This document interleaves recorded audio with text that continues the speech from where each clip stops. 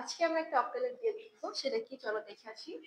72 minus 26। ঠিক আছে, চলো আমরা অক্টালের বিয়োগটা শুরু করি। দেখো আমাদের প্রথমে কি আছে, আমাদের উপরের সংখ্যাটা আছে ছোট, নিচের সংখ্যাটা আছে বড়।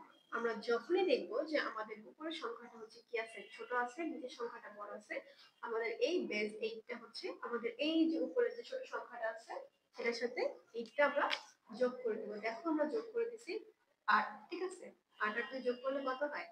10 হয়। তখন আমরা 10 থেকে 6 ইজিলি বাদ দিলে আমাদের কি থাকে? 4 থাকে।